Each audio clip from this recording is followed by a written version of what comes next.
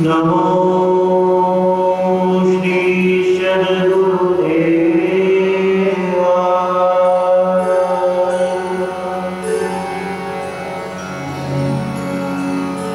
नमो श्री बुद्धितनाय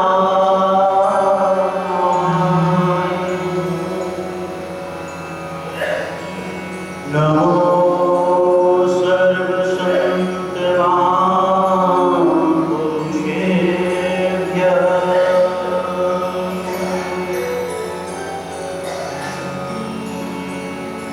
ध्येयं सदा हि सुगुरोश्चरणारविन्दम् ध्येयं शुभं कलिमलो गहितं सुवाक्यम् नेयं मुदा यतिवरैः परिपूज्यमान् सेव्यं भजामि चिजरूपमजं कविम्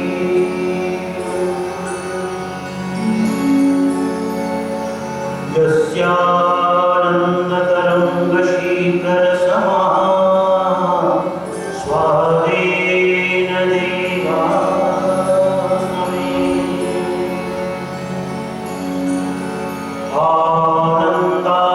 आनन्दाब्धिविगानं विदधते लोकाश्च मोदान्विताः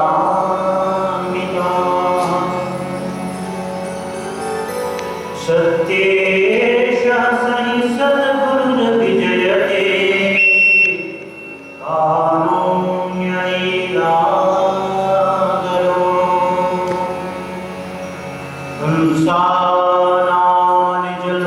हंसानानिजलोकदसुखकरो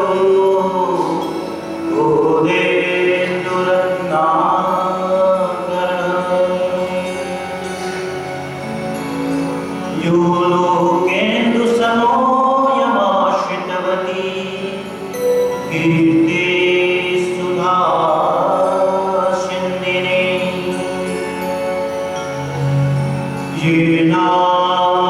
येनाकारकृतिस्तु बीजगनिभा तस्मै जनो रोचते यस्माज्ज्ञाननदी विनिर्गतवती यस्योपकारो महान् यस्मिन् ध्यानगते विनश्यति तमः पायात् कबीरहसनम्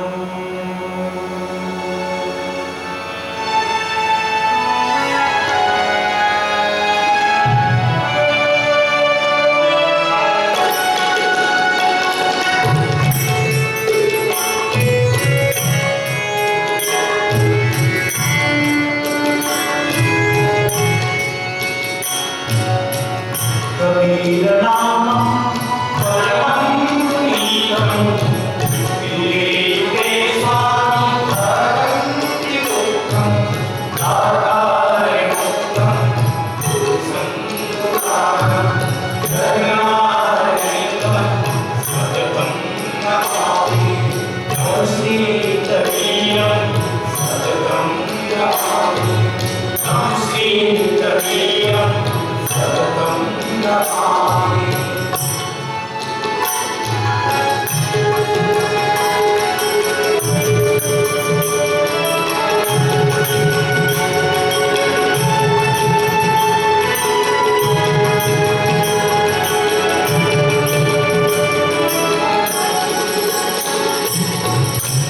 जलीयपादो जगसे जनेन सारं प्रवेदे जरुधासुमास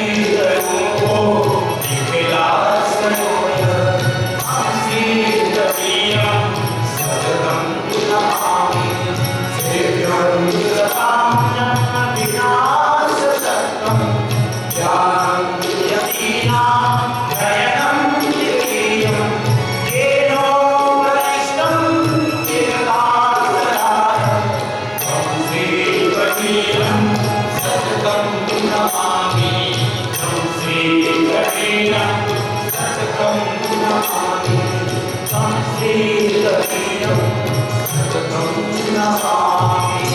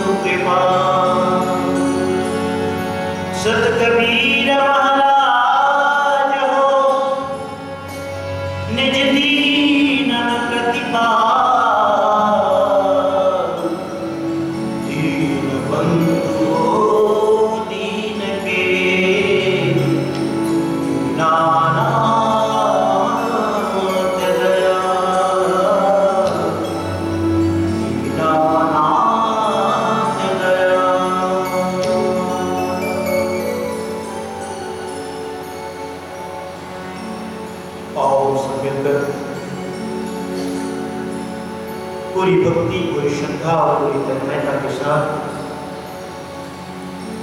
उस परम नाम सत्य नाम का संकीर्तन करें। जिसके सुमिरन मात्र से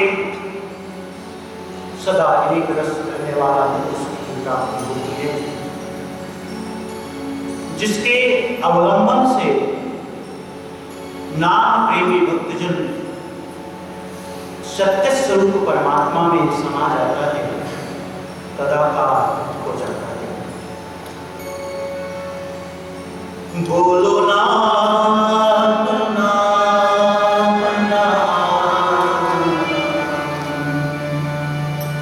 सत्य नाम नाम।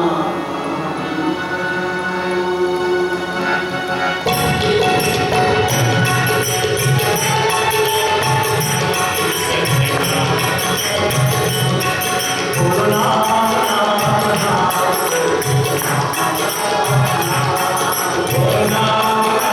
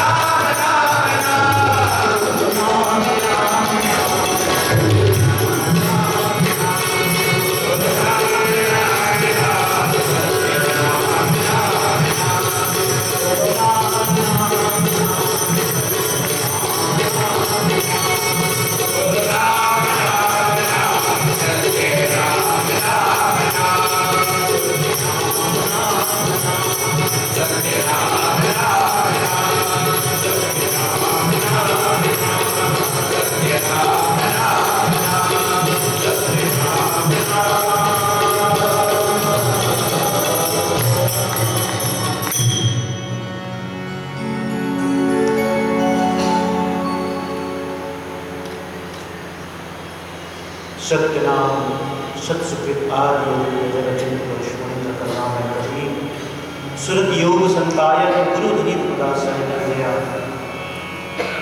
चार गुरु वंश 42 की दया नाद वंश की पंचजूत नाम साहिब की दया पंचजूत प्रकाशमणि नाम साहिब पंचजूत उदित नाम साहिब पंचजूत मुक्तिमणि नाम साहिब पंचजूत अर्थ नाम साहिब सभी संत महापुरुषों की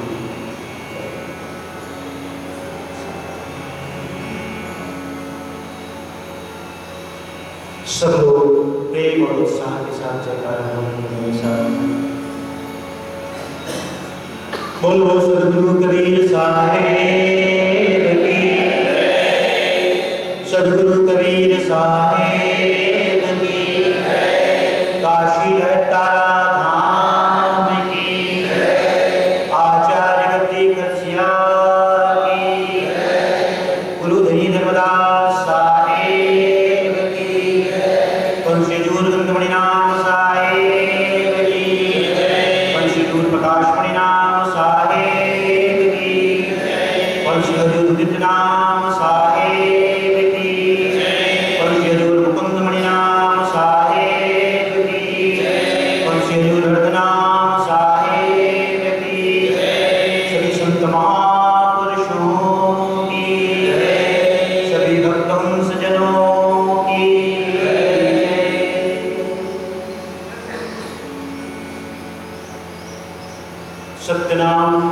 सत्य स्वरूप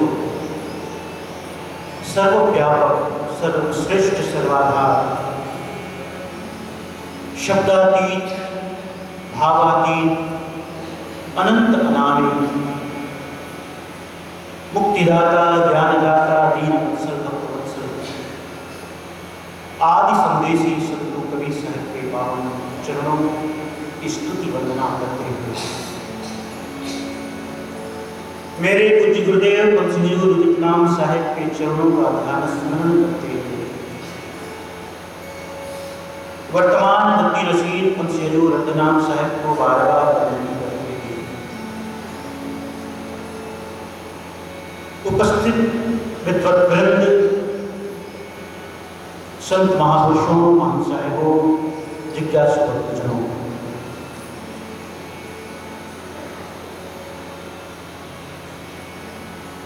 यह जो सद्गुरु कबीर चरितम और अनुराग सागर तथा ज्ञान यज्ञ सप्ताह का आयोजन हुआ है हमारे सूरत निवासी सभी भक्तजनों की तरफ से आज इस अवसर पर हमारे बीच में श्रद्धेय महाश्री सुनील साहब जी पधारे हैं महाश्री शिव साहब जी पधारे हैं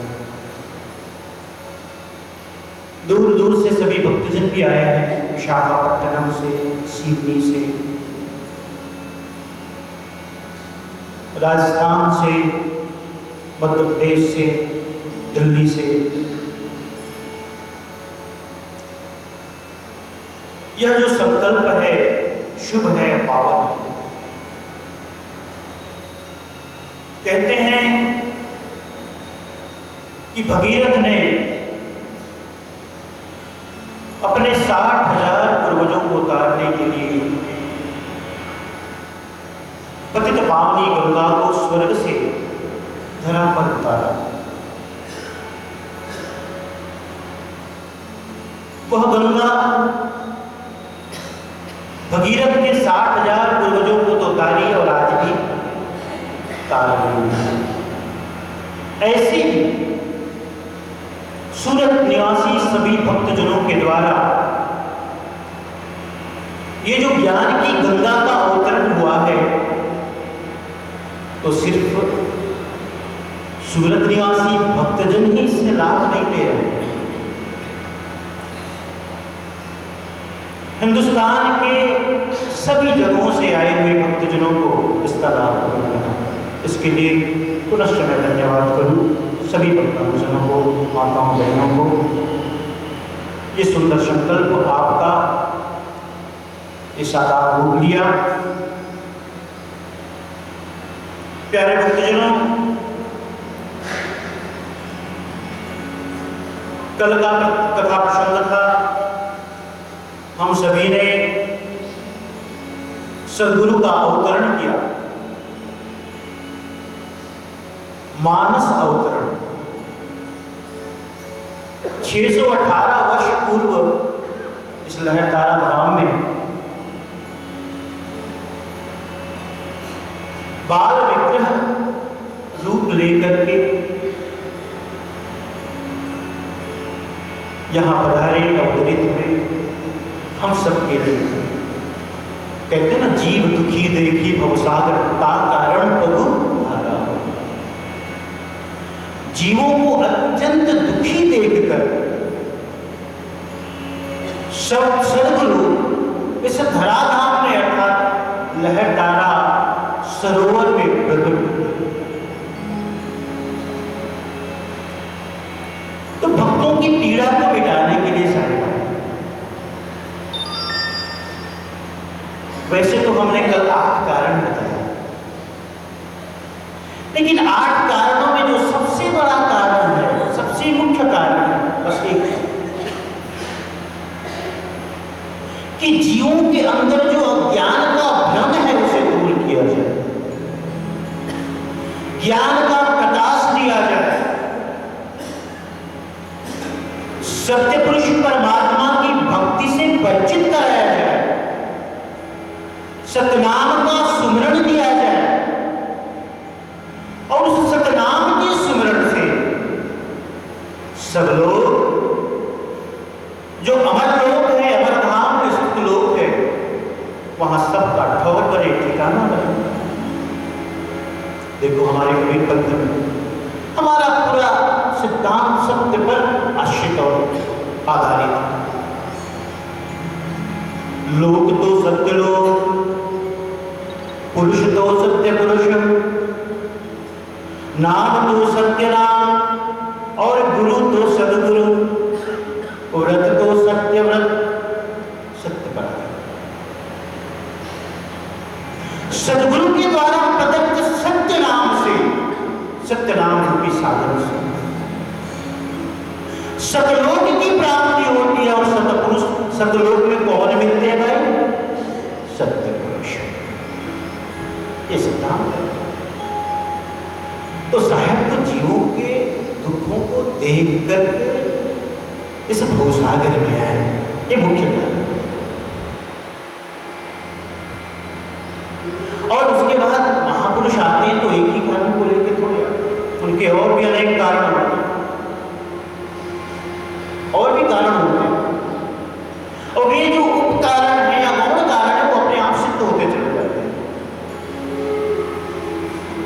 उसमें कमाने को मोक्ष देना, उन्हें जीवित करना, मगहर के प्रति जो धारणा थी उसको निर्मूल करना,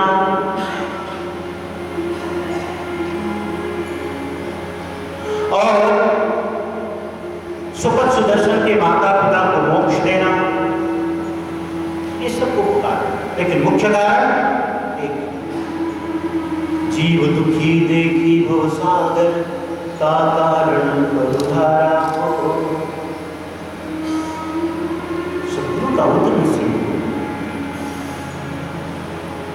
तो कल हम सब ने बड़े ही भाव और प्रेम के साथ सदगुरु को अवतरित किया, फिर से 618 वर्ष के बाद।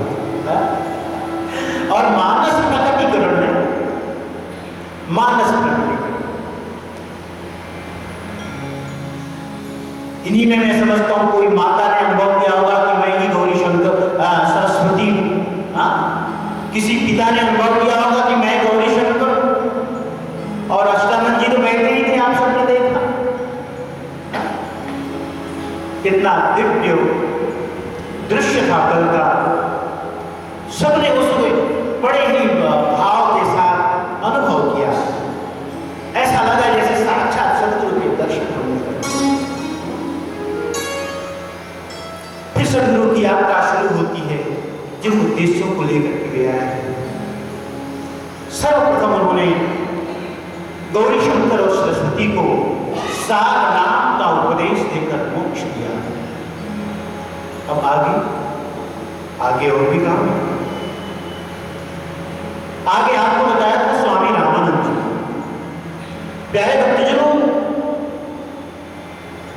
गुरु बिना भावनिधि तरह न कोई, जो विरंत शंकर सब। राम कृष्ण से को बड़ा उन्नत तो गुरु हीन, और 3 लोक के वेदनी गुरु आगे आगे।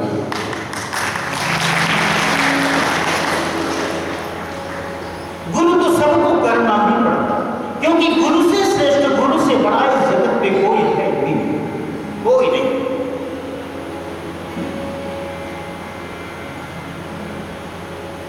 जिस भोलेनाथ को आदि हम कहते हैं ना कि आदि देव है, गुरु गीता में कृष्ण कहता है कि एक दिन भगवान शंकर जो है ऐसे हाथ जोड़ करके प्रार्थना करते हैं। माता पार्वती ने देख लिया, थोड़ी ठिठक गई, रुक गई, झरोखे से देख लिया था उसने कहा अच्छा ये क्या देख रही हूं मैं, चलो पूछ लूंगी। और माताओं को कुछ पूछना हो तो छोड़ने वाली नहीं है? अगर कोई बात उसे पूछना है तो पूछ के ही रहेगी। उसने एक पूछा, एक बात बताओ जी, मैं जब मृत्यु लोक की तरफ देखती हूं तो हर जगह तुम्हारा नाम स्मरण, भजन कीर्तन, मंदिरों में घंट घड़ियाल बज रहा है, ओम नमो शिवाय, सब तुम्हारी आराधना, सब तुम्हारी उपासना करते, लेकिन तुम किसके आगे हाथ जोड़ते हो, ये तो बताओ। तो कहते हैं भगवान भोलेनाथ ने कहा, माते पार्वती, मैं जिन्हें प्रणाम करता हूं वो मेरे सदगुरु गुरु। और गुरु कौन बड़े होंगे? सदगुरु। गुरु से बड़ा कोई नहीं। इसीलिए वो कहते हैं, जो जल डारे, जो जल सींचे मूल को, शाखा पत्र अगर। पूजा गुरु की कीजिए, सब पूजा जयमान, और जो जल सींचे मूल को, शाखा पत्र अगर। कहते कि मूल में पानी डालो भाई, जड़ में पानी डालो। अगर जड़ में पानी डालते हो तो पानी सब तक पहुंचता है, शाखाओं तक, टहनियों तक, पत्तों तक, पुष्पों तक, फलों तक। और इसलिए जिसने गुरु की पूजा कर ली, समझ लो सबकी पूजा, सबकी पूजा। इसलिए मन में एक ख्याल नहीं रखना कि आज उनको नहीं किया, उनको बच गया, वो छूट गया।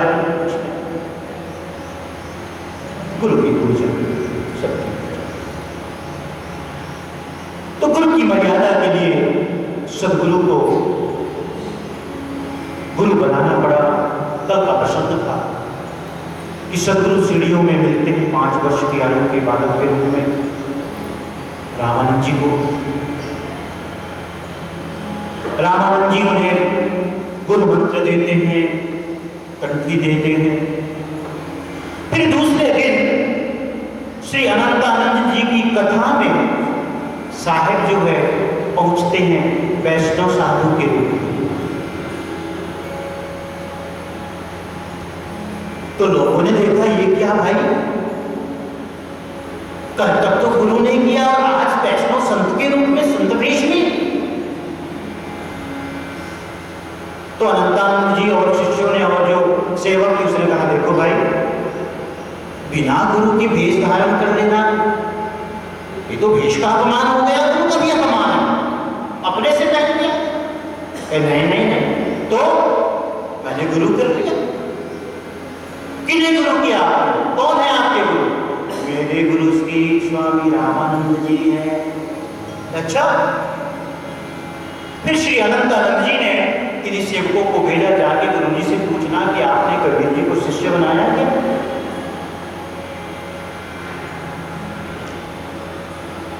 तो कुछ सेवक गए और जाकर के स्वामी रामानंद जी से पूछे कि आपने कबीर को शिष्य बनाया है? उसने कहा, भाई किसकी बात कर रहे हो?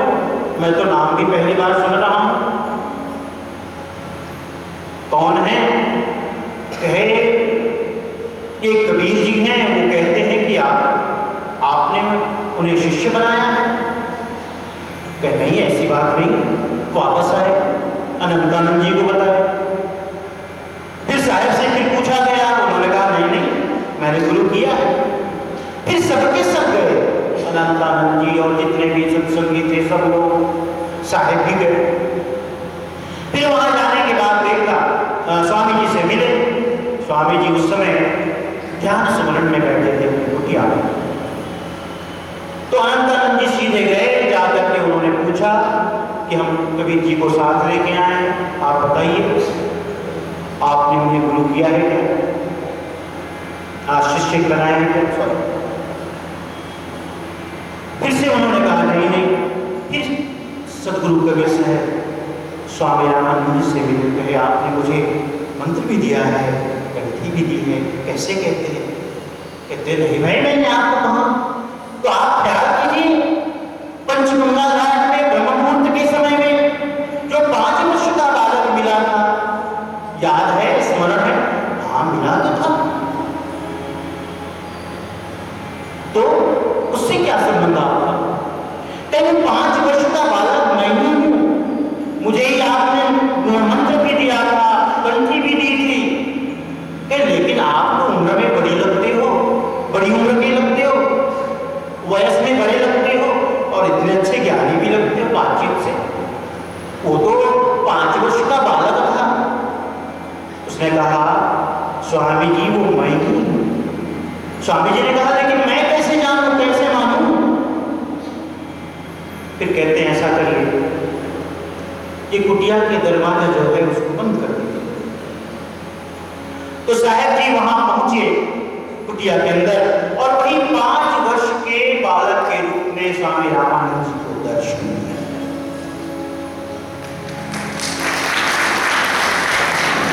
स्वामी रामानंद जी को बड़ा आश्चर्य हुआ। फिर उन्होंने बाहर से झांक करके पूछा लोगों से, भाई कबीर जी वहां पर हैं? कहा हाँ, यहां भी है। कबीर जी वहां भी हैं, यहां भी हैं। ये कैसा चमत्कार है, कैसी सिद्धि? दोनों जगह साहेब अपने अलग अलग रूपों में विद्यमान थे, और आए हुए भक्तजनों ने भी इसे देखा। कुटी में वो 5 वर्ष के बालक के रूप में, और अपने बीच में जो उनका असली आयु, उनकी असली आयु थी उस रूप में। अंत में तय हो गया कि सदगुरु कबीर साहब को उन्होंने दीक्षा मंत्र दिया। अब सब कुछ ठीक ठाक था। उस दिन से सदगुरु कबीर साहब स्वामी रामानंद जी के आश्रम में रहने लगे, और अब दोनों में, स्वामी रामानंद जी और सदगुरु कबीर साहब में बड़ा प्रेम भाव पैदा हो गया। दोनों ज्ञान की चर्चा करते रहते थे अक्सर। एक दिन की बात और है, स्वामी रामानंद जी मानसिक पूजा कर रहे थे अपने ठाकुर जी की। जब पूजा कर रहे थे मन ही मन, तो उन्होंने उन्हें अलंकृत किया, श्रृंगारित किया, मुकुट तो पहना दिया, लेकिन माला पहनाना भूल गए। अब बड़े सोच में पड़ गए कि यदि अब मैं माला पहनाता हूं तो मुकुट फिर से उतारना पड़ेगा, तब कैसे हो? तो सदगुरु ने मानसिक प्रेरणा स्वामी रामानंद जी को दी कि स्वामी जी माला की गुंडी खोल लो और पहना दो, गुंडी खुल कर सकते।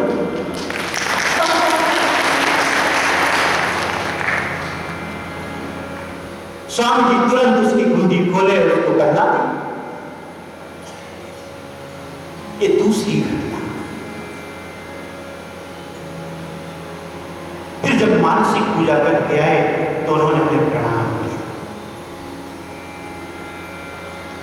साहब कहते हैं ये क्या करते हो आप गुरु रूप में हैं, मैं शिष्य रूप में हूं। नहीं, मैंने जाना कि आप कोई न कोई महान विभूति हो, सामान्य नहीं हो।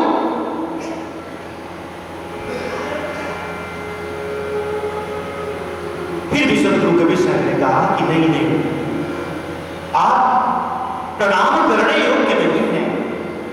इससे शिष्य और गुरु दोनों की मर्यादा खत्म होती है। उसके बाद धीरे धीरे स्वामी रामानंद जी को ज्ञात होने लगा यह कोई सामान्य पुरुष नहीं, ये कोई दिव्य महान विभूति है।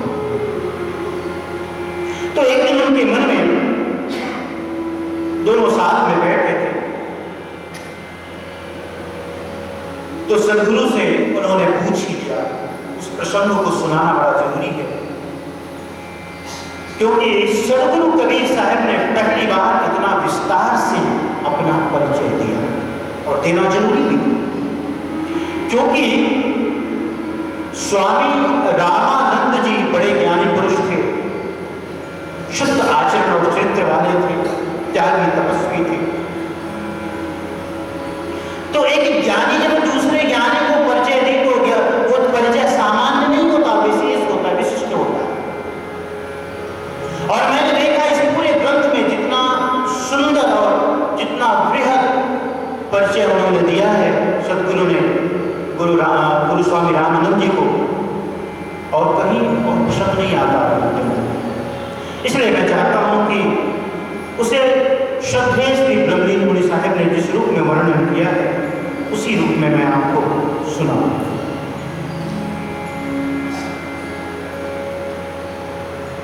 श्री कबीर स्वामी ने श्री रामानंद स्वामी को अपना संक्षिप्त परिचय देते हुए कहा, हे स्वामी, मैं अनंत कोटि सूर्य के प्रकाश समान प्रकाशमान जो सत्य लोक पर ब्रह्म परमात्मा का अमर धाम है, वहां से मैं आया। उसी पर ब्रह्म परमात्मा का एक सगुण स्वरूप होकर मैं भूमंडल पर आया और घोर अज्ञान रूप अंधकार में मग्न तथा नाना प्रकार के दुखों से पीड़ित जीवों को देखकर उन पर दया से द्रवित होकर जीवों का इस संसार सागर से उद्धार करने के लिए ही मेरा सद्गुरु रूप से संसार में प्राकट्य हुआ है। आगे क्या है? सर्वसमर्थ जो सत्य पुरुष पर ब्रह्म परमात्मा है, उनकी आज्ञा से उनका ही उपदेश रूप सच्चा परवाना लेकर मैं आया और इस पृथ्वी पर किसी प्रकार के भेदभाव बिना मानव मात्र को वह उपदेश देता हूं जिससे प्राणी संसार बंधन से छूटकर परम पद को प्राप्त करता। ध्यान से सुनना, बड़ा सुंदर साहब ने अपना परिचय दिया। दृढ़ विश्वासार्थ उसी बात को फिर से प्रकारांतर से साहब कहते हैं, हे स्वामी, प्रथम मैं विदेही था, इस समय दिव्य सात्विक देह वरण कर धारण कर कबीर नाम से प्रकट हुआ हो। जो जीव करोड़ों जन्म से परमात्मा से बिछड़े हुए हैं, उनको संसार सागर से उद्धार करके पुनः परमात्मा की प्राप्ति कराने आया। मैं एक स्वरूप से अविनाशी सत्य पुरुष परब्रह्म परमात्मा ही हूं। परब्रह्म परमात्मा ही, और उसी स्वरूप से सद्गुरु का रूप धारण करके जीवों को भवसागर से अर्थात 84 लाख योनियों के महान घोर दुख से छुड़ाने के कारण अभी भवमोचन अर्थात बंदी छोड़ कहलाता हूं। मैं परमधाम निष्ठ हूं, तो भी अर्थात मैं सबसे ऊपर सतलोक अमर धाम का रहने वाला हूं, तो भी चैतन्य ब्रह्म रूप से सकल पिंड घट घट में सदा रमण करता हूं। हे स्वामी, ऊपर कही हुई सब बातों को संतजन भाव अर्थात परम श्रद्धा से सुने, क्योंकि ये विषय ध्यान गम्य है। अतः इस पर श्रद्धा रखे बिना संक्षेप में इतना ही समझना पर्याप्त होगा कि मैं प्राणियों को सुख शांति प्राप्त कराने के लिए परमात्मा के सर्वश्रेष्ठ नाम सत्य नाम का प्रचार करता हूं। प्रत्येक युग में नाम भेद से मेरा प्राकट्य होता है, परंतु किसी भी अवतार में मैं गर्भवास में नहीं हूं। ये बात है। नाम रूप से मैं अलग अलग युगों में आता हूं, लेकिन आज तक कभी गर्भवास में नहीं हूं। स्वेच्छाधीन स्वरूप से मैं सदा प्रकट होता है। अभी इस वर्तमान कलयुग में भी कुछ दिन पूर्व इस महापवित्र काशी नगरी में लहर सरोवर के कमल तट पर अपना स्वरूप प्रकट कर जन साधारण के लिए दृष्टिगोचर हुआ। विप्रवच गौरी शंकर को प्रथम मैंने वरदान दिया था, अतः अपने वचन का पालन करने के लिए ही सर्वप्रथम मैं उनके घर गया। हे स्वामी, आपके उपदेश का विशेष रूप से प्रचार करने तथा गुरु परंपरा की धर्मानुसार सुरक्षा के लिए मैंने आपको गुरु रूप से स्वीकार किया। उत्तर मिल गया ना? कल ये बात आई कि साहेब को गुरु करने की आवश्यकता क्यों हुई, और उन्होंने स्वामी रामानंद को ही क्यों गुरु क्या गुरु परंपरा की धर्मानुसार सुरक्षा के लिए मैंने आपको गुरु रूप से स्वीकार किया तथा दिल्ली के राज सिंहासन पर अधिकार जमाने वाले सिकंदर लोधी को सिद्धि चमत्कार दिखाकर उपदेश द्वारा अत्याचार के अवरोध पूर्वक आर्य धर्म की रक्षा के करके परिपुष्ट करने के लिए एवं अन्याय बहुत से कार्य करने के लिए मैंने अपना स्वरूप प्रकट किया है, अर्थात निर्गुण से सगुण रूप धारण कर पृथ्वी पर अवतार लिया है। इस प्रकार सद्गुरु श्री कबीर स्वामी के वचन सुनकर श्री रामानंद स्वामी अंतरात्मा से अत्यंत प्रफुल्लित होकर विचार करने लगे।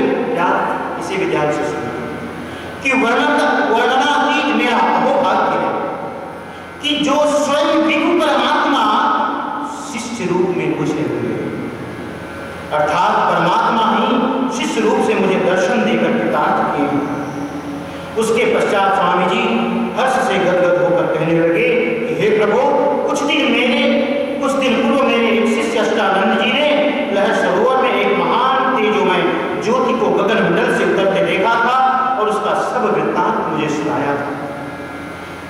तब उन सब बातों को सुनकर मैंने अपने मन में निश्चय किया कि परब्रह्म परमात्मा की कोई महत्विभूति जगत में प्रकट हुई होगी। उस ज्योति स्वरूप आप ही प्रकट हुए थे। यह बात आज मुझे भली भांति याद हो गई, आज मुझे पता चला। अतः हे प्रभु, अब आर्य धर्म की सुरक्षा जिस प्रकार शीघ्र हो वैसा करें। श्री रामानंद स्वामी ने कबीर स्वामी को सद्भाव पूर्वक बार बार हृदय से उल्लसित होते हुए कहा कि हे कबीर जी, आप तो अजर अमर हैं, सर्वज्ञ सर्वशक्ति शुद्ध सच्चिदानंद स्वरूप तथा निजधाम निवासी पुरुष हैं, फिर भी शिष्य बनकर मेरे यहाँ आए। अतः मैं आपके दर्शन से तथा आपको शिष्य रूप में प्राप्त करके धन्यवाद का पात्र बन गया। इस प्रकार सद्गुरु कबीर साहब ने अपना परिचय दिया और गुरु स्वामी रामानंद जी अपने आप को कृतकृत्य मानने लगे कि भले ही मेरे शिष्य रूप में कबीर साहब जी हैं, लेकिन वो सामान्य पुरुष नहीं थे। वो साक्षात परब्रह्म परमात्मा के विग्रह रूप हैं। उसके बाद तो उनके प्रति बहुत ही श्रद्धा बढ़ पड़ी, प्रेम बन पड़ा और दोनों खूब प्रेम से रहने लगे। एक दिन सद्गुरु कबीर साहब ने स्वामी रामानंद से कहा, हे स्वामी, आपके जितने भी शिष्य हैं उनके शिष्यों के नाम के अंत में आनंद लगता है, जुड़ता है, और आनंद तो परमात्मा का ही नाम है, उसी का नाम कहा जाता है। सच्चिदानंद, सच्चित आनंद, जो सत्य स्वरूप है,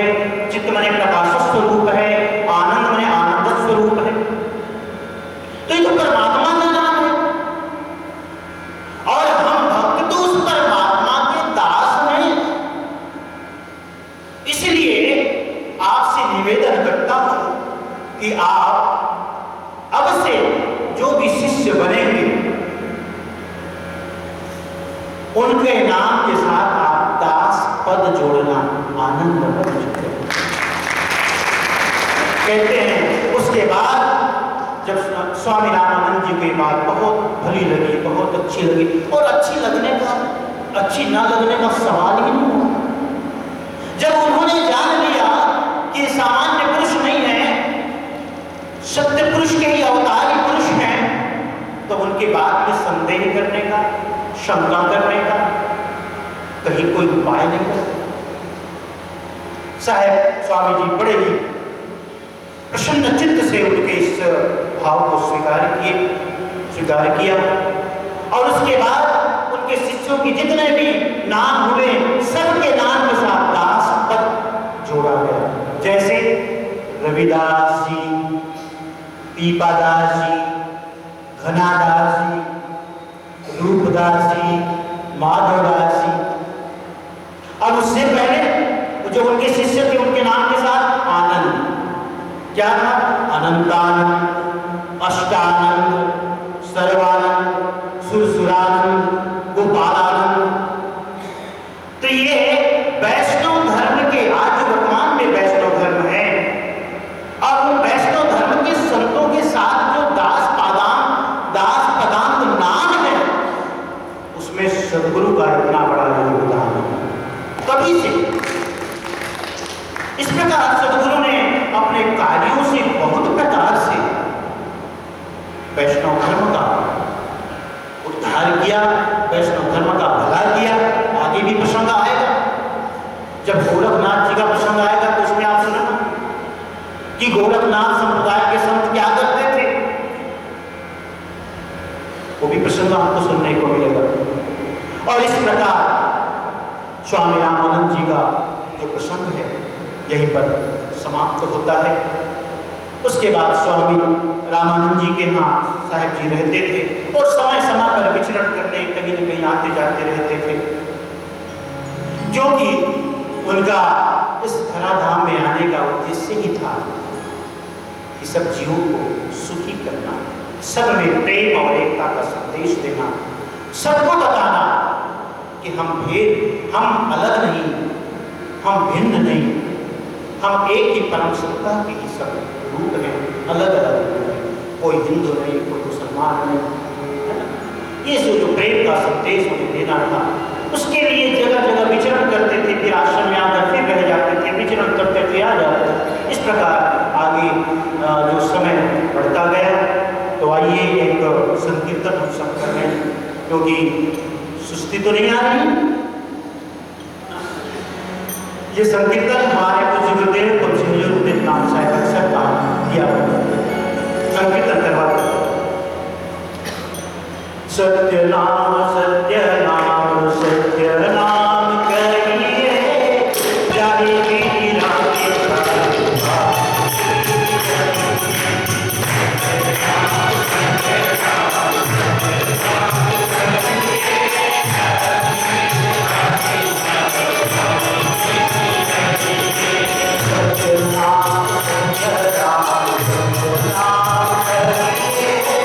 Jai Radhe Radhe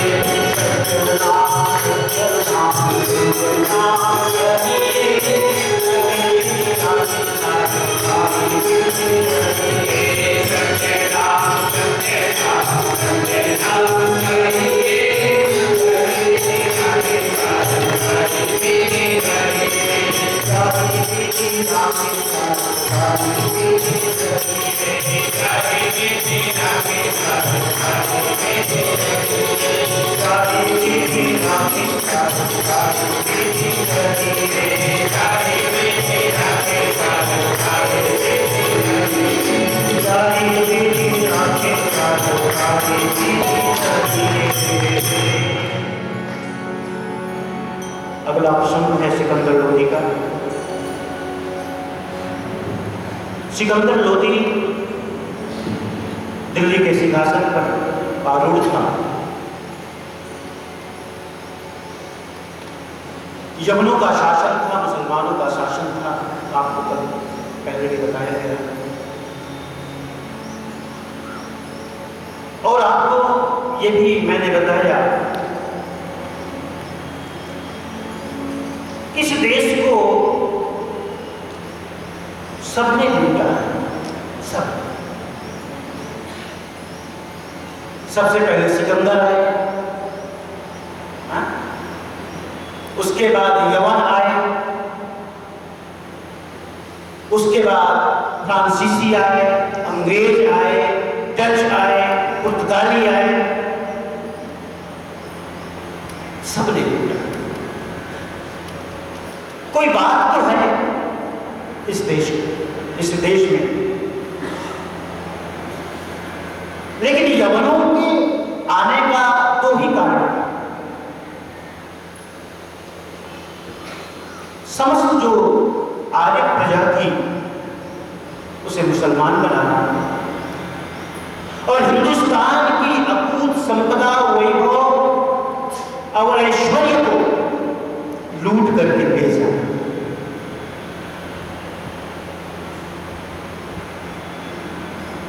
अपनी प्रजा के लिए, अपनी प्रजा के लिए, अर्थात हिंदुओं को गरीब बना करके अपनी प्रजा को अमीर बनाना ही यवन शासकों का उद्देश्य। सिकंदर लोदी के गुरु थे शेख तकी।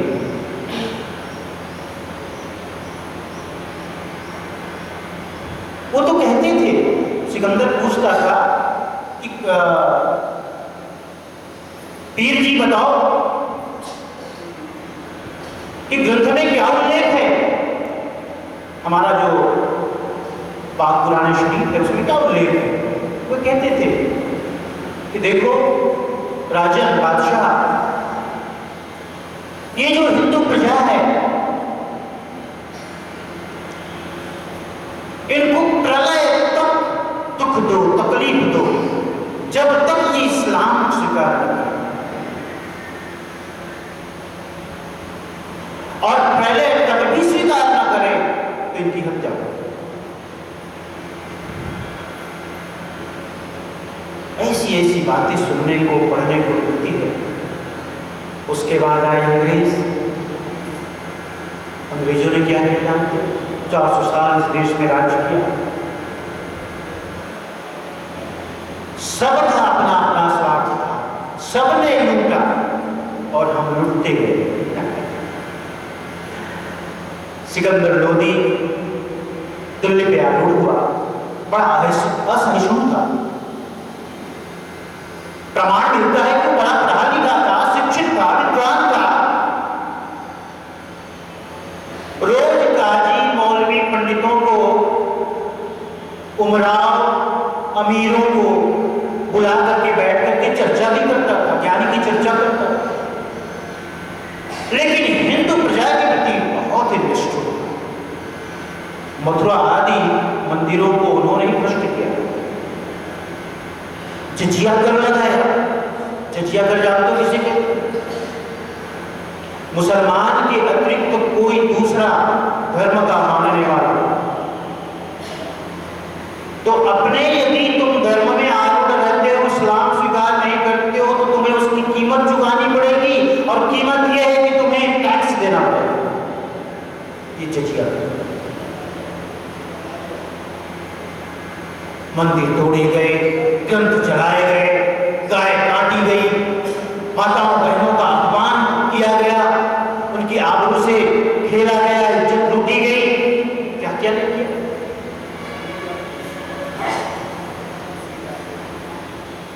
सदगुरु के अवतरण का कारण ये भी था। एक प्रसंग आगे आता है शायद से कि प्रजा सुखी कैसे बने। दो कारणों से प्रजा सुखी बन सकती है, या तो राज सत्ता धर्म नीति का पालन करते हुए सुशासन करे, और या लोगों में आत्मज्ञान दिया जाए। वो बड़ा समय कठिन था, और सदगुरु कबीर साहब अगर हिंदी साहित्य के अनुसार में आप पढ़ो तो हिंदी साहित्य में उस समय को भक्तिकालीन आंदोलन के रूप में पढ़ते हैं, और उसके अगुआ सदगुरु कबीर साहब थे। उसके बाद और भी जितने संत हुए, संत मत के जो नाम से हम जानते हैं, गुरु नानक भी हुए, दादू दयाल हुए, रैदास जी हुए, ये जितने भी संत हैं, लेकिन इन सब के अर्थात संत शिरोमणि को ही थे उस सदगुरु कबीर साहब, संत शिरोमणि। दूसरी बात, जो आर्य प्रजा थी, अब ऐसे संकट समय में उन्हें समझ में नहीं आता था कि हम क्या करें। राज सत्ता से तो उन्हें कोई आशा न थी, लेकिन सोचे कि क्या करें, चलो अपना परमात्मा ही, उन्हीं की भक्ति करें, उन्हीं का सुमरण ध्यान करें, ग्रंथ पढ़ें, शास्त्र का अध्ययन करें। लेकिन सारे शास्त्र तो संस्कृत में बने थे, उन्हें पता ही नहीं होता था कि उन शास्त्रों में लिखा क्या है। तो सदगुरु कबीर साहब ने सबसे पहले अपना ज्ञान उपदेश दिया खड़ी बोली में, खड़ी बोली में, हिंदी में। उनके सारे शास्त्र निर्मित हुए हिंदी में, क्योंकि उस समय तक जो सामान्य जनता थी, उसकी जो प्रचलित भाषा थी वो हिंदी बन गई, संस्कृत नहीं थी। तो आम जन की जो भाषा है, उसी भाषा में सदगुरु ने उपदेश दिया और उन्हें बताया, उन्हें अपने इष्ट के प्रति, अपने आराध्य के प्रति भक्ति दृढ़ है, उनके स्वाभिमान की रक्षा की।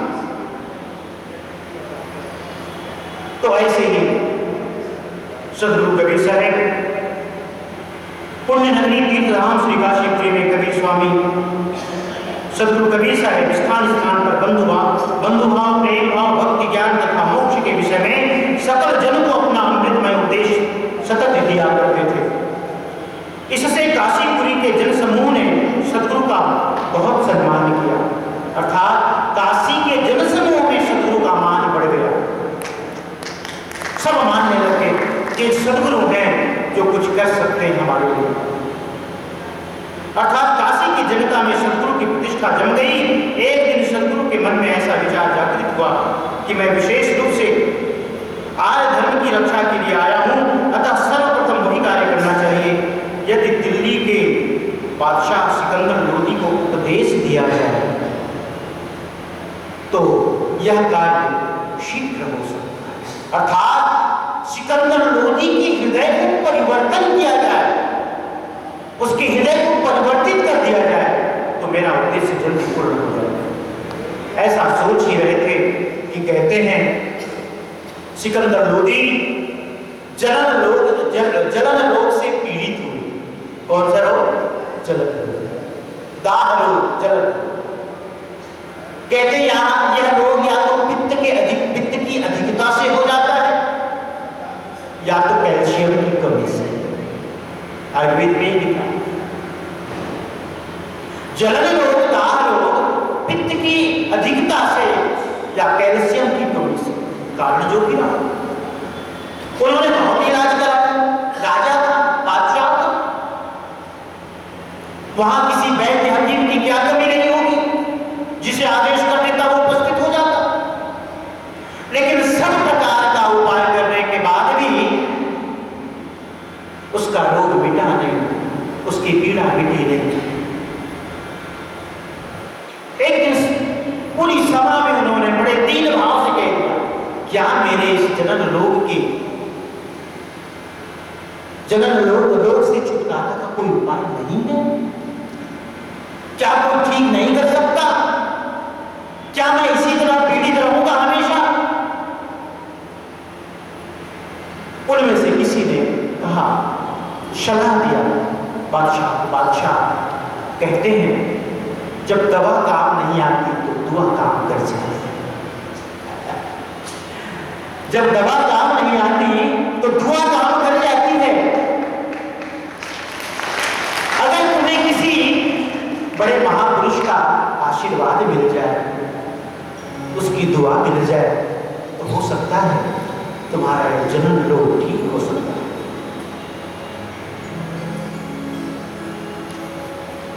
फिर पता किया गया ऐसे कौन महापुरुष हो सकते हैं जिनके आशीर्वाद और जिनकी कृपा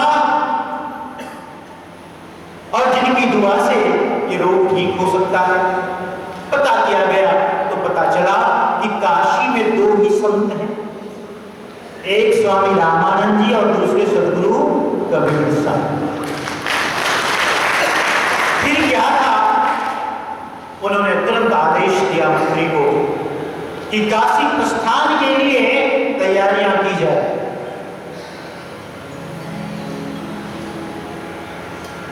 बादशाह सिकंदर लोदी हाथी पे सवार हुए। उनके पीर श्री शेख तकी जी भी साथ में थे, दरबारी थे, सभासद थे, मंत्री थे, संतरी थे। एक बड़ा हुजूम जब राजा भी चले तो ऐसे वैसे थोड़ी चलते। राजा की सवारी निकलती है तो फिर देखने को बनती है कि नहीं? हमारे पंथ सिंह हजूर साहब की सवारी निकलती तो कैसे निकलती? क्योंकि पंथ के राजा हैं तो आचार्य साहब, पंथ के राजा हैं तो हुजूर साहब। ध्यान में रखना इस बात, पंथ के राजा होते हैं। इसीलिए तो जब साहब आते हैं तो बिगुल का नाम होता है सावधान, सब लोग अपने मन और इंद्रियों को संयमित कर लो, साहब के दर्शनों के लिए अपनी आंखों को तैयार कर लो। यही तो है संकेत। राजा पूरी तैयारी के साथ दिल्ली से प्रस्थान किए और उसके बाद काशी पहुंचे। काशी में उन्होंने एक जगह, सुंदर जगह में अपना डेरा डाला, क्योंकि इतना बड़ा समाज कहीं चले तो कैसा होता है? उसके लिए व्यवस्था बनानी पड़ती है, बनानी पड़ती है। काशी में आए, काशी में एक सुंदर जगह में, उचित जगह में सब अपने मंत्रियों के साथ, सभासदों के साथ, दरबारियों के साथ, पूरी सेना के साथ बादशाह सिकंदर लोदी रात्रि विश्राम के, रात्रि मुकाम के दूसरे दिन ही वे चल पड़े पंचगंगा घाट की तरफ, जहां स्वामी रामानंद जी का आश्रम है। आश्रम पहुंचने के बाद उन्होंने बता दिया कि हम स्वामी रामानंद से मिलना चाहते हैं। उनके लोगों ने बता दिया, लेकिन स्वामी रामानंद जी का एक नियम था, जो कल भी मैंने यहाँ पर समझा कि स्वामी रामानंद जी शूद्र, अंत्यज और म्लेच्छों को दर्शन नहीं देते, नहीं शिष्य बनाते थे, नहीं दर्शन देते। जब उन्हें बताया गया कि म्लेच्छ राजा सिकंदर लोदी आपके दर्शन के लिए आया है, तो उन्होंने साफ इनकार कर दिया, मना कर दिया, नहीं, मुझे दर्शन नहीं देना, मुझे नहीं मिलना, मेरा नियम भंग होगा। जब उन्होंने मना कर दिया तो बड़े निराश हुए, बड़े उदास हुए, बड़ी आशा लेकर के आए थे। फिर बता दिया, भाई दूसरे संत भी तो हैं यहां, उनसे मिलते हैं, वे क्या कहते हैं? तो सदगुरु कबीर साहब संतों के साथ घाट में बैठ करके सत्संग कर रहे। साहब को खबर दी गई कि कोई बादशाह आपसे मिल रहा है। साहब वहां से संतों के बीच से उठ करके आए तो सामने देखा कि कोई राजसी वस्त्रों में अलंकृत, समझ गए साहब कि कोई बादशाह है, कोई राजा है। बादशाह सिकंदर लोधी सदगुरु कबीर साहब के साक्षात दर्शन करते ही चरणों में गिर पड़े। साहब ने उनको आशीर्वाद दिया, उसके हाथ में शीश रखा और शीश में हाथ रखते ही उनका रोग दूर हो गया।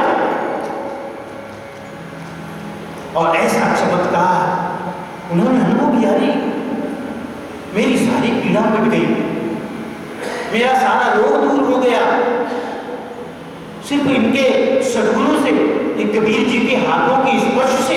तब तो उनको पता था ना कबीर जी, उन्हें कहाँ पता था कि वो अभी तो परिचय होना है, अभी तो शुरुआत हुई है। लेकिन सदगुरु ने जो ही उसके शीश पर हाथ रखा, उनका सारा जन्म का रोग मिट गया, पहला ही प्रमाण मिल गया। सिकंदर चरणों में गिर पड़े, बंधन किए बार बार, नमन किए बार बार, कहे स्वामी तुम्हारी कितनी बड़ी कृपा, मैं तो जीवन से हताश था, उदास था, दुखी था, और ये विश्वास स्थापित हो गया था कि मेरे जनन रोग का को दूर करने वाला इस मेरा काम में कोई नहीं। लेकिन नहीं हैं, आप हैं, आप सर्वसमर्थ पुरुष हैं। कृत के भाव से, वो भाव से बड़े गदगद हुए और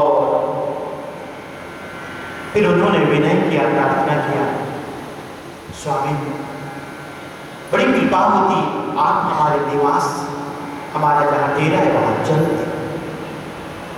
सदगुरु कबीर साहब ने कहा कि ठीक है चलूंगा, लेकिन स्वामी जी से मिले हो कि नहीं?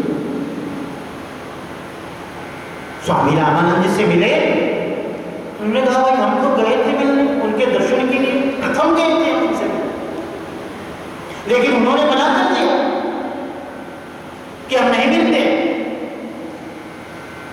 फिर सदगुरु कबीर साहब स्वामी रामानंद जी के पास गए और उन्होंने कहा स्वामी आपका ये जो नियम है कि म्लेच्छ को दर्शन नहीं देना, शूद्रों को दर्शन नहीं देना, शिष्य नहीं बनाना, इसे आप ठीक करिए, इस नियम को तोड़िए आप, क्योंकि कर्म जो अगर कोई पापी है तो उस पाप का हकदार वो स्वयं होता। कोई दर्शन देने वाला या साथ में रहने वाला नहीं होता। जिसका जो बुरा कर्म है उसका हकदार वो है, वह बुरा कर्म उसी को पीड़ित करता है, उसी के पास रहता है। ऐसा नहीं कि हम दर्शन अगर हम दर्शन देते हैं तो उसके सारे बुरे कर्म हम पर आ जाए, हमको लग जाए, उनके पाप कर्म हमको लग जाए, या उनके पाप कर्म हमको कोई प्रभावित कर सके, ऐसा नहीं होता स्वामी जी। संत का धर्म है, चाहे कोई भी हो दर्शन देना। संत के जीवन में तो भेद होना ही नहीं चाहिए, इस भेद को मिटाओ। आप सर्वसमर्थ पुरुष हो, पुनीत आचरण वाले हो, सबसे श्रेष्ठ हो। अब देखो जब उन्हें पता चल ही गया है स्वामी रामानंद जी को इस सदगुरु कबीर साहब सामान्य पुरुष नहीं, सर्वसमर्थ साक्षात परब्रह्म के ही अवतार है, तो अब वो वे किसी बात से इनकार नहीं करते। उसी दिन से उन्होंने म्लेच्छ को और शूद्रों को दर्शन देना भी शुरू कर दिया।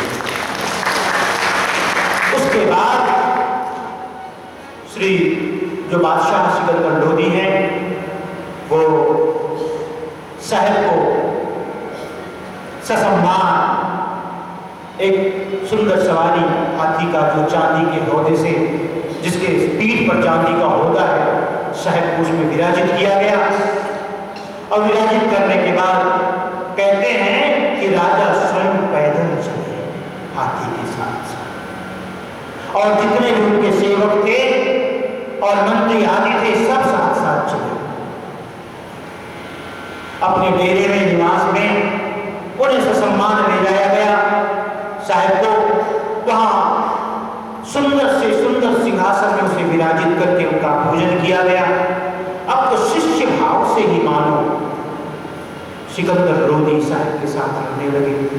उनकी कृपा उनके जीवन में जो मिली थी, उनका जो जलन रोग दूर हुआ था, उससे तो वो मानव धन्य धन्य था, कृतकृत्य था। लेकिन एक व्यक्ति को बड़ी तकलीफ होने लगी थी। उनमें से जो एक था उनको तकलीफ शुरू हो गई है। और वो कौन था? उनके पीर गुरु शेख तकी। शास्त्र में, तो ग्रंथ में तो ये भी आता है कि शेख तकी ने ही सलाह दिया था कि वो जो संत है काशी में, उनके दर्शन की जाए तो आपके जलन रोग मिट जाए। उसमें कोई अच्छी भावना नहीं थी, उनमें तो ये भावना थी कि अगर वे जाए और दूर न कर पाए तो कम से कम दंडित तो करेंगे। क्योंकि जो मुस्लिम शासक थे वे साधु संतों को बड़ी पीड़ा देते थे, तकलीफ देते थे, क्योंकि जानते थे कि धर्म की रक्षा करने वाले साधु संत थे, यही समाज का नेतृत्व करते, यही अगुवा है। तो साधु संतों को तो सबसे ज्यादा तकलीफ देते, सबसे ज्यादा पीड़ा देते थे, सबसे ज्यादा उनके साथ अत्याचार होता था। कभी कभी वो पूजा करते होते संत कोई तो गोमांस जाके रख देते थे। बताओ, स्नान करके आए और उनको अशुद्ध कर देते थे किसी भांति से। मैंने नाना प्रकार, नाना अत्याचार उनके साथ करते थे, उनको हतोत्साहित करते थे। तो ये ग्रंथ में इसका भी थोड़ा उल्लेख है कि उनकी चाल थी शेख कबीर।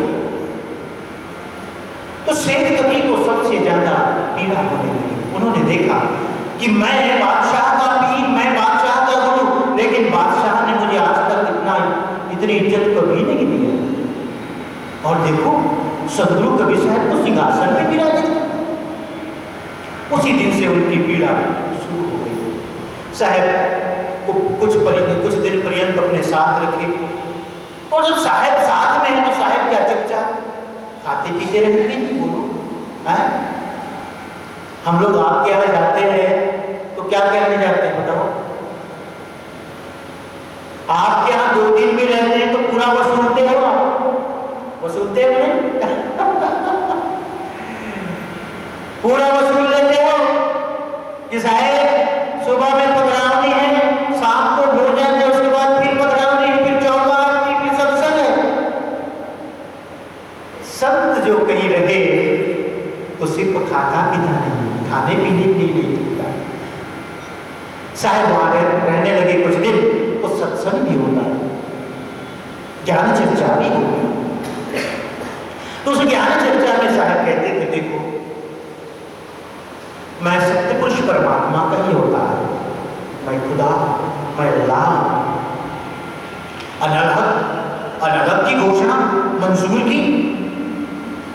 अनहद का मतलब ही होता है मैं खुदा, जिन्हें सूली पे चढ़ा दिया गया। तो शायद ऐसा कहते थे। ये बात हम लोगों को जमती नहीं थी, और खासतौर से शेख कबीर को तो बिल्कुल भी नहीं जमती।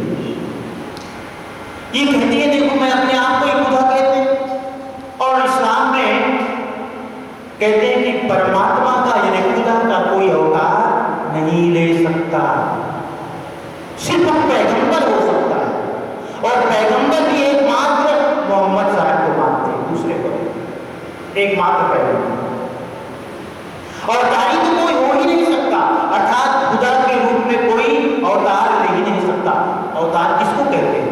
अवतरती अवतार, जो परम सत्ता कभी कभी निराकार जो उनका स्वरूप है, उस निराकार स्वरूप से साकार रूप धारण करके वही तो अवतार है, उसी को तो अवतार है। और वहां इसकी मान्यता बिल्कुल भी नहीं, बिल्कुल भी नहीं। तो उनको बड़ा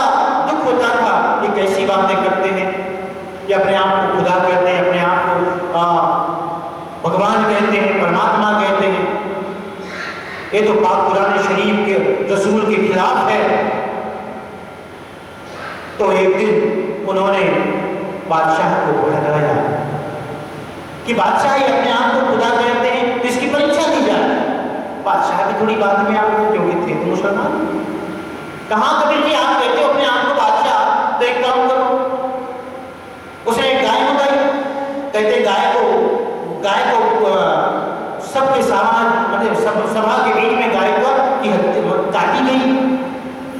गाय को काटी गई सबके बीच में, और गाय को काटने के बाद कहते हैं अब इसे जोड़ दो, इसे ठीक कर दो। सदगुरु कबीर साहब कहते हैं कि उस कटी हुई जो गाय थी उसके पास गए और उन्होंने कहा कि माँ कबीर के नाम से ठीक हो जाओ, जीवित हो जाओ। कहते तुरंत जो है गाय है खड़ी हो गई, ठीक हो गई, और सदगुरु कबीर साहब के पास जाकर के उनके चरणों को चाटने लगी। प्रेम भाव से। अब तो सब आश्चर्य में पड़ गए, अब क्या हो? अब शेख तकी तो मन ही मन बड़ा उद्विग्न हुआ, ये तो बड़ा मुश्किल वाला काम हो गया। अब क्या किया जाए? तो उन्होंने फिर से परीक्षा लेनी चाहिए। और प्यारे हस्जनों, आपको बताऊं, सदगुरु कबीर साहब ने की, शेख तकी ने सदगुरु कबीर साहब की 1 नहीं, 2 नहीं, 3 नहीं, 4 नहीं, 52 कसने ली। 52 परीक्षा। तो जो परीक्षाएं हैं वही कसनी कह रहे हैं।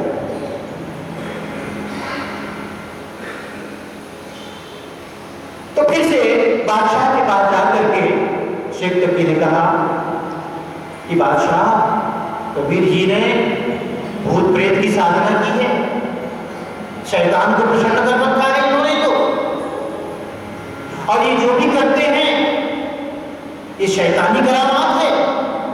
और कहते हैं, जो प्रमाण आता है ग्रंथ में आया कि शैतान से मुसलमान बहुत भय खाते हैं, बहुत भय खाते हैं, क्योंकि साक्षात उनके जो खुदा हैं उनको भी एक बार शैतान ने परेशान किया था। एक बार परेशान किया था, तब से बढ़कर डरते ही नहीं, शैतान के नाम से डरते। तो कहते उनकी बात तो शैतानी करामात है, इसलिए ऐसा कर गए। अच्छा, दूसरी परीक्षा लेते हैं। फिर उन्होंने सबसे पहले गज परीक्षा ली। गज परीक्षा के बाद जल परीक्षा, कैद परीक्षा, कूप परीक्षा, अग्नि परीक्षा, असी परीक्षा, शताब्दी परीक्षा। तो ये 7 परीक्षाएं इस ग्रंथ में हम सिर्फ उन्हीं के बारे में थोड़ा संक्षेप में कहें। बाकी सदगुरु से तो इस तरह 52 कसनियां देखी। तो गज परीक्षा में क्या हुआ जानते? उन्होंने जब शेख तकी ने कहा कि फिर से परीक्षा ली जाए, और महावत को कहा गया कि हाथी को खूब शराब मद महुआ पिलाकर खिलाओ, और हाथी को मादक पदार्थ पिला करके, शराब पिला करके चौगान में रखा, महल के बीचों बीच लाया गया। और कबीर साहब जी को कहा गया कि कबीर जी आप बैठ जाइए। महावत को कहा गया, महावत हाथी छोड़ दो।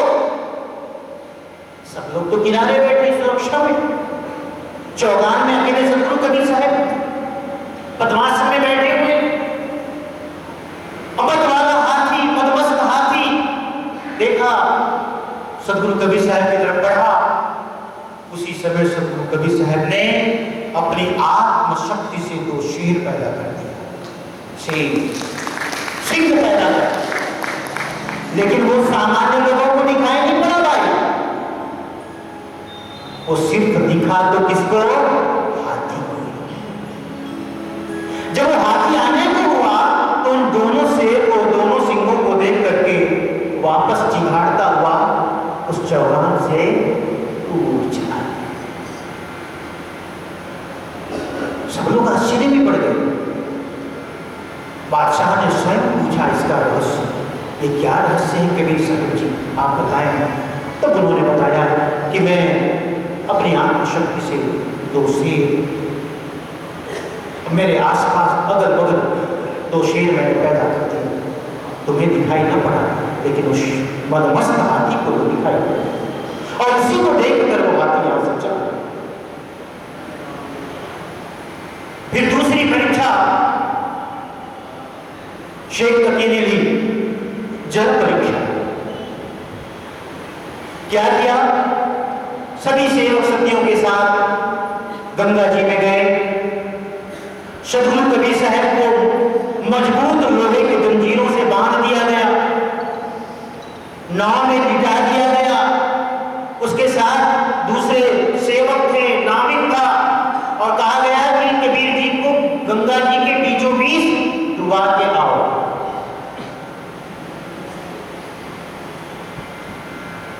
नाव में सदगुरु कबीर साहब को जंजीरों में बांध करके गंगा जी के बीचों बीच ले जाया गया, और सब उठा करके कबीर साहब को गंगा में डाल दिया। साहब जल के अंदर में सबको लगा कि तो साहब, लेकिन थोड़ी देर बाद क्या देखते हैं सब लोग कि सदगुरु कबीर साहब घाट के किनारे सीढ़ियां चढ़ रहे हैं। उनके जो शरीर में लोहे की जंजीर थी, वो फूलों की माला बन गई। फिर से परीक्षा में फेल हुए। फिर तीसरी परीक्षा ली गई। उन्होंने कहा, सोचा क्या किया जाए। फिर कहा कि कबीर जी ऐसा है, आप कुएं के अंदर रहे, हम आपकी परीक्षा लेंगे, हम आपको कुएं में उतारते। साहब तैयार, क्योंकि साहब के इस तरह परीक्षा देने का कारण भी था। साहब ने कहा, ठीक, भली भांति से जांच लो, भली प्रकार से जांच लो, तुम्हारे मन में कोई संदेह न रहे, शंका न रहे, क्योंकि उद्देश्य तो बड़ा था साहब का ना। उद्देश्य तो था शेख तकी और बादशाह सहित सब लोगों का हृदय परिवर्तन करना। तो परीक्षा से क्या करना? तो कबीर जी, सदगुरु कबीर साहब जब कुएं के किनारे खड़े थे, तो देखो, कहा तो गया था कि हम आपको कुएं में उतारेंगे, लेकिन उनके ही लोगों ने साहब को नीचे ढकेल दिया। साहब को नीचे ढकेल, और उसके बाद सब लोगों से कहा गया, इसमें रोड़ा डालो, पानी डालो, मिट्टी डालो, कुएं को भर दिया गया। लेकिन दरबार से कोई चिल्लाता हुआ आया, अरे तुम क्या कर रहे हो? किसको भर रहे हो? जिसको तुम काट रहे हो वो तो सिंहासन में बैठे विराजमान है, बादशाह के बगल में, ये तुम क्या कर रहे हो? लोगों को उनकी बातों पर भरोसा नहीं हुआ। सबके सब जब दरबार में गए, तो सदगुरु कबीर साहब बादशाह के बगल में उच्च सिंहासन पर, स्वर्ण निर्मित सिंहासन साहब बैठे हुए मुस्कुरा रहे।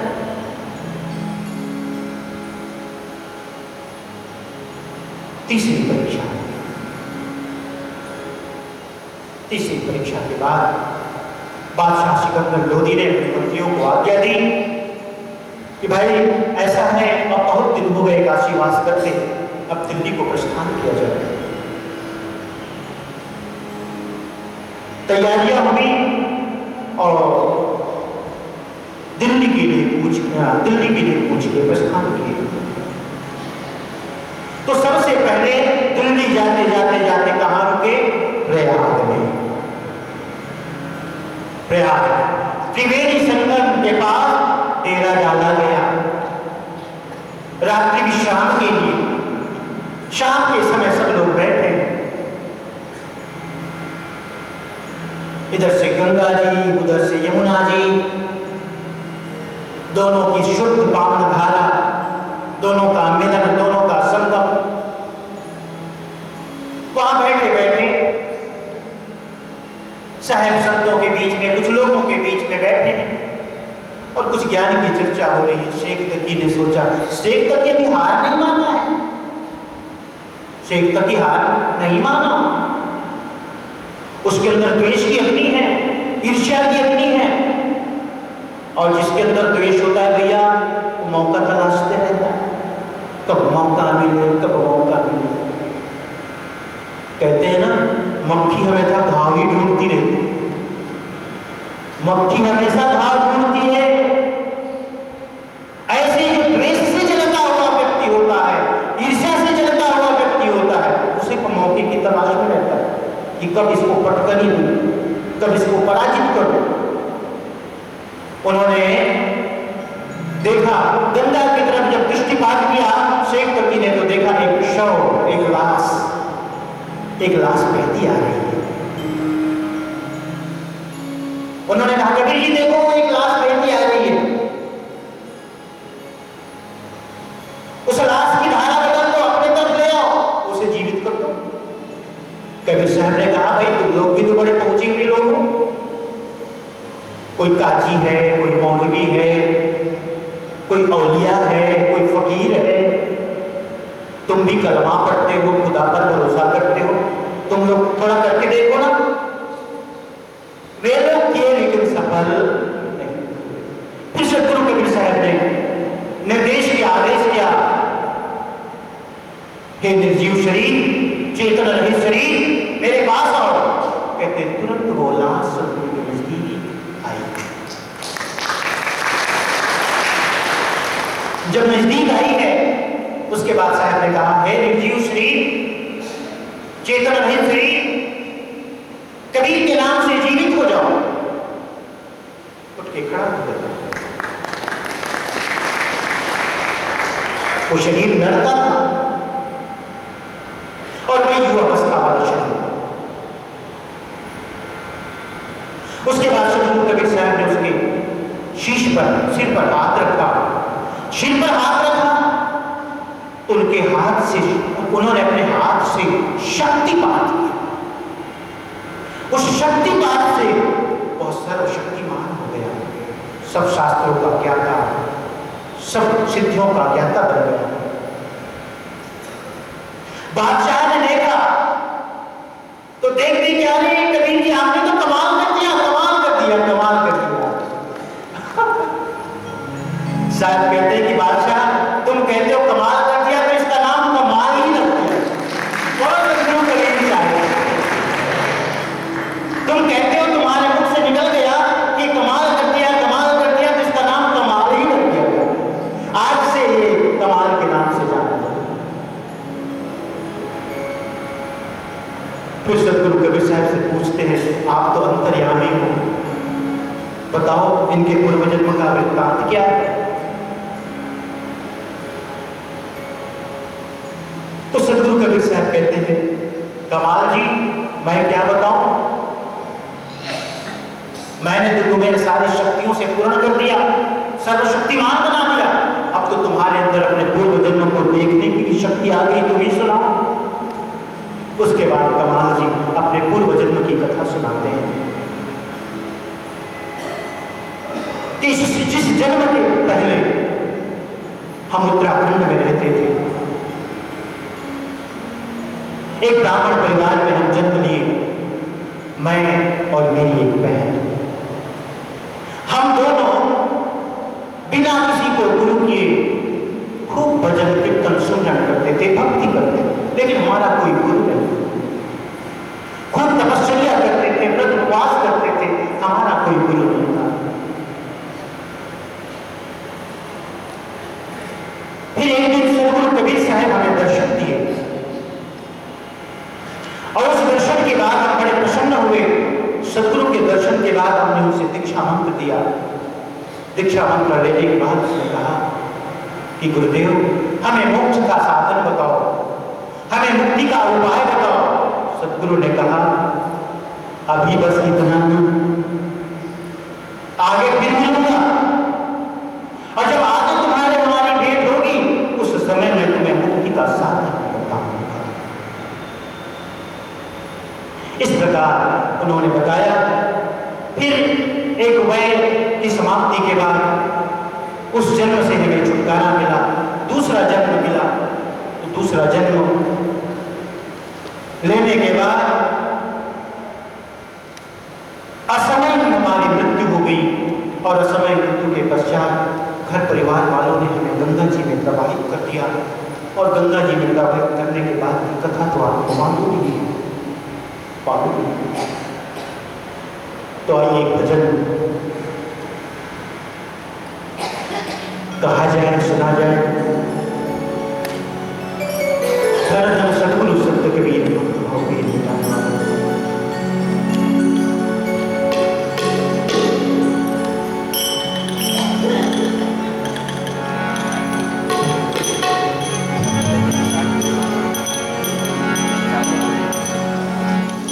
धन धन सद्गुरु संत कबीर भक्त भाव वीर मिटाने वाले।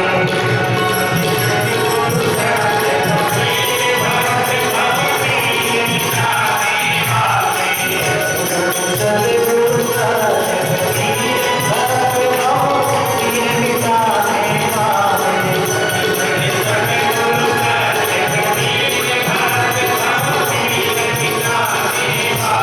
भक्त भाव वीर मिटाने वाले, भक्त भाव वीर मिटाने वाले, भक्त भाव वीर मिटाने वाले, भक्त भाव वीर मिटाने वाले। धन धन सद्गुरु संत कबीर भक्त भाव वीर मिटाने वाले। धन धन सद्गुरु संत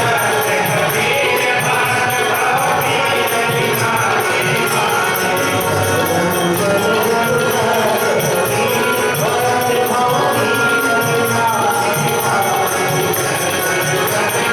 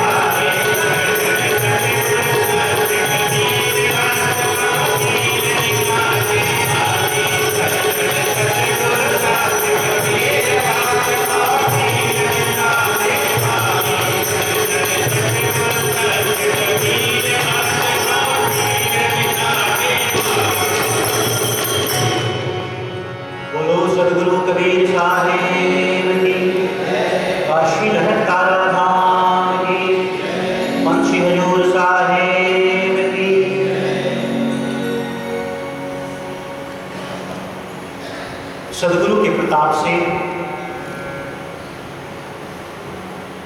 कमाल अपने पूर्व जन्म का सारा वृत्तांत सबके मध्य सुनाया। उसके बाद दूसरे दिन दिल्ली के लिए प्रस्थान की। अब तो शिष्य रूप में कमालवी साहब के साथ हो गए। दिल्ली पहुंचे। दिल्ली पहुंचने के बाद ही शेख तकी का द्वेष खत्म नहीं हुआ। फिर उन्होंने तय परीक्षा दिया। कहते हैं कि बादशाह कबीर जी तंत्र मंत्र को भी जानने वाले हैं, इसलिए उन्होंने आज तक जो भी किया तंत्र मंत्र के बल पर किया।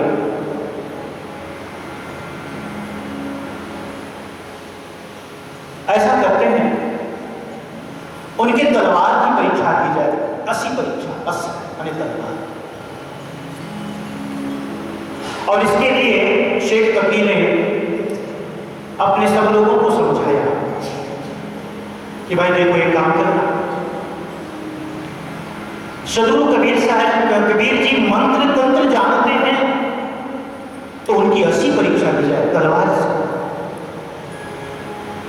शेख तकी जी जल्लादों को बुलाया और कहा कि देखो जब कबीर जी सोते रहे तो तलवार से उन्हें 2 हिस्सा कर देना,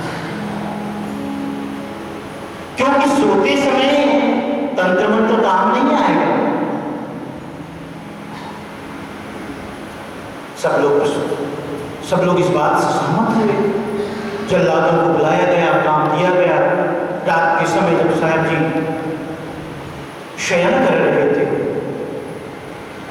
जल्लादों को निर्देश दिया गया कि काम तमाम कर दिया जाए। जल्लाद तलवार पर तलवार, तलवार पर तलवार, वार पर वार करते रहे, लेकिन सदगुरु कबीर साहब का बाल बांका भी नहीं कर पाए। बोलो सदगुरु कबीर साहब। क्योंकि सदगुरु कबीर साहब का शरीर पंचतत्व का था ही नहीं, अपांच भौतिक शरीर था। तो जब वो तलवार से वार करते थे तो ऐसा लगता था जैसे कोई हवा में तलवारबाजी कर, हवा में तलवारबाजी।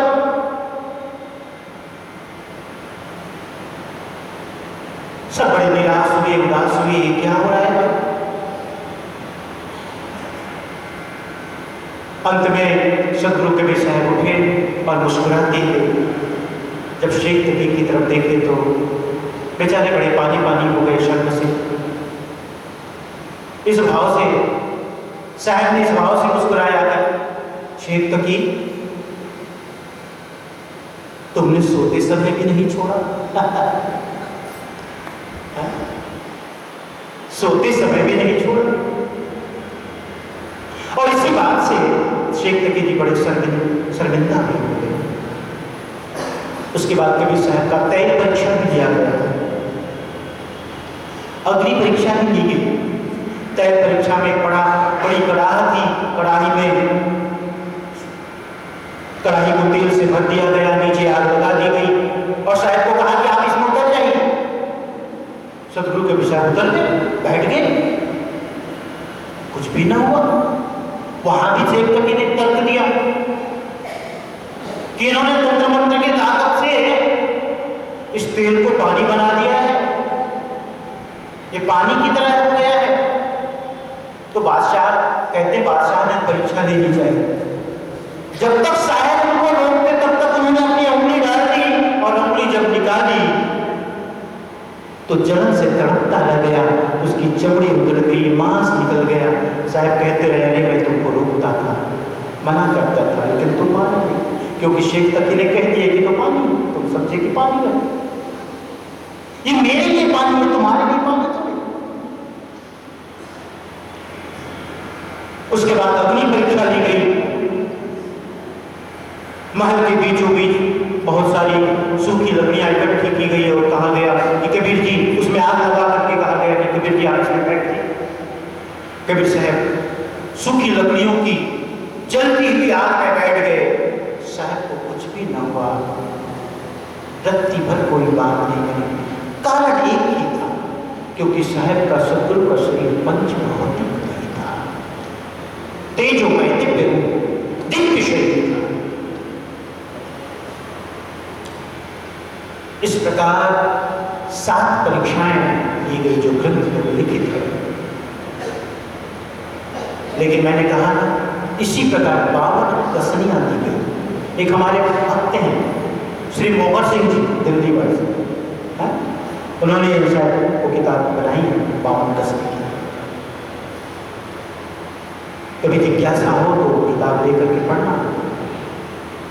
और साहब ने यहाँ लिखा कि श्री पंडित साहब कि विस्तार भय से मैंने सबका वर्णन करना उचित नहीं समझा है, बस कुछ थोड़ी कसनियों को ही मैंने यहाँ लिखित किया है, उल्लेख किया है। उन्होंने कोई किताब का भी उल्लेख किया है कि उस किताब को आप पढ़ें, उसमें सब कसनियाँ लिखी गई। अब हमारे श्री भजन साहब जी आए तो हम होंगे, अभी तक तो उनके दर्शन मिले नहीं। हाँ,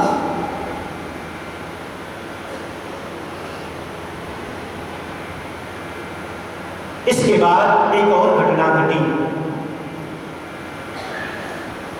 और वो शेख तकी और बादशाह के जीवन के लिए टर्निंग पॉइंट बना।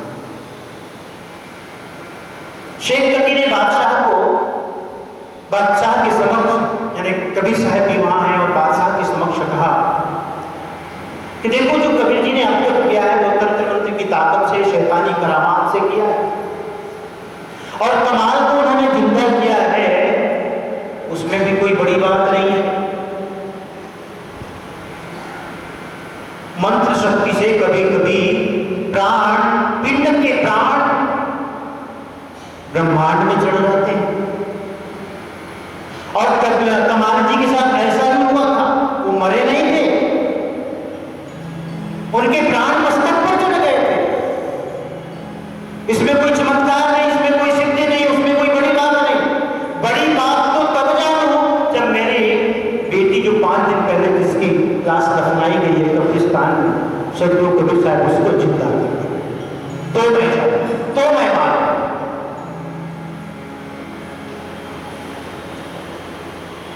फिर सब के सब बादशाह, शेख तकी, काजी, मौलवी और भी सभासद दरबारी सबके सब कब्रिस्तान गए जहां शेख तकी की बेटी को दफनाई गई थी, उसकी लाश को। साहब ने कहा कि कब्र से मिट्टी आदि हटाई जाए। 5-7 दिन की लाश जब मिट्टी हटाई गई तो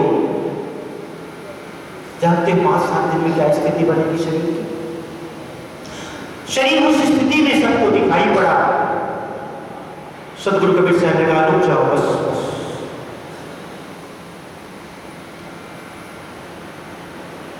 और फिर से वही सदगुरु ने कहा बेटी कबीर जी के नाम से जीवित हो जाओ, जिंदा हो जाओ। वो जो शेख तकी की बेटी थी जिसे 5 दिन पहले दफनाई गई थी, जिसकी लाश को उठ के बैठ गई, आकर के सदगुरु को प्रणाम किया। प्रणाम करने के बाद साहब ने आशीर्वाद दिया, सर्वशक्ति से समन्वित किया, सर्व सिद्धियों से समर्पित किया।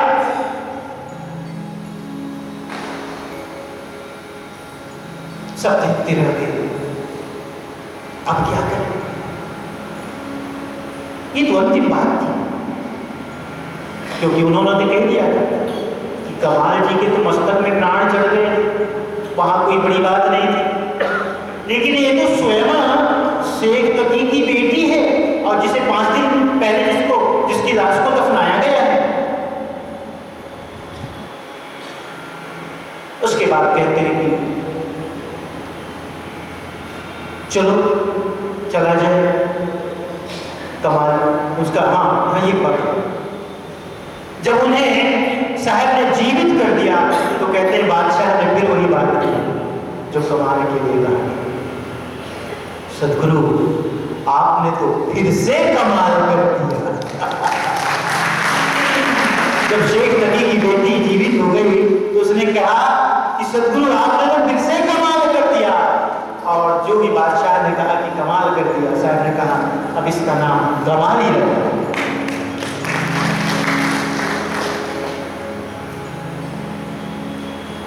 थोड़ी घटना थोड़ी प्रसंग के बाद कहते अब चला जाए घर को। कमाली ने कहा मैं नहीं जाऊंगी, मैं तुम्हारी बेटी नहीं अब मैं तो कबीर साहिब की बेटी हूं, जिन्होंने मुझे जिंदा किया, जिन्होंने मुझे जीवित किया, मैं उसकी बेटी हूं। अब मैं तुम्हारे साथ नहीं जाऊंगा, तुम्हारे घर नहीं जाऊंगा, अब तो मैं वहां जाऊंगी जहां सदगुरु कबीर साहिब चाहे, जहां चाहे, क्योंकि मैं तो इनकी शिष्या बन गई, इनकी बेटी बन गई। मैं तो मर गई थी, लेकिन फिर से किसी ने मुझे जीवन दिया, तो वो सदगुरु कबीर साहिब, समर्थ गुरु सदगुरु कबीर साहिब। इसलिए मैं सदगुरु की शिष्या हो बेटी हूं। फिर कमाली ने बड़ा सुंदर उपदेश किया है उस प्रसंग में, और ये बादशाह और शेर कवि को तो पानी पानी करते हैं। कहा तुम लोग किसे कष्ट देते रहे, किसे पीड़ा पहुंचाते रहे, किसे दुख देते रहे, किस पर अत्याचार करते रहे, तुम्हें पता नहीं ये कौन है? ये साक्षात पर ब्रह्म की अवतार है, तुम्हें इसका मोल पता नहीं है। ये तो इसलिए यहां आए हैं कि जीवन का कल्याण हो, जीवन का उद्धार हो, सब में प्रेम रहे, सब में एकता रहे। हिंदू मुसलमान में जो आपसी कटुता है वो दूर हो, सब लोग इस बात को समझें कि हम सब एक उस परम सत्ता के ही संतान हैं, अन्य कोई भी नहीं। रास्ते भिन्न भिन्न, नाम भिन्न भिन्न, उसी खुदा को, उसी परमात्मा को कोई खुदा कहता है, कोई अल्लाह कहता है, कोई गॉड कहता है, कोई राम कहता है, कोई कृष्ण कहता है, कोई राम कहता है तो कोई रहीम कहता है, कोई कृष्ण कहता है तो कोई करीम कहता है। नामगत भेद है। उस सत्ता में रत्ती भर भी भेद नहीं, भिन्न रास्ते हो सकते, मार्ग भिन्न हो सकते।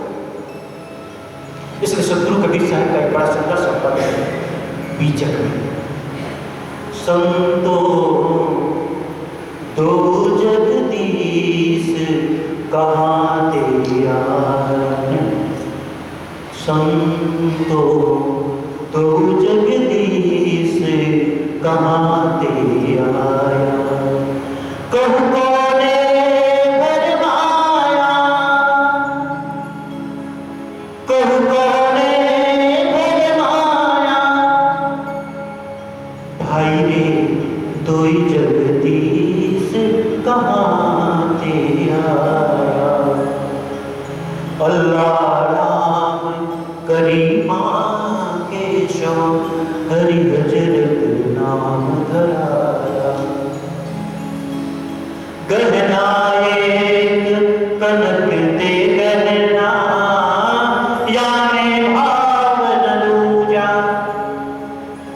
कहन सुनन को दोई कर पावे, एक निमाज एक पूजा, भाई रे दो जगदीश कहाँ ते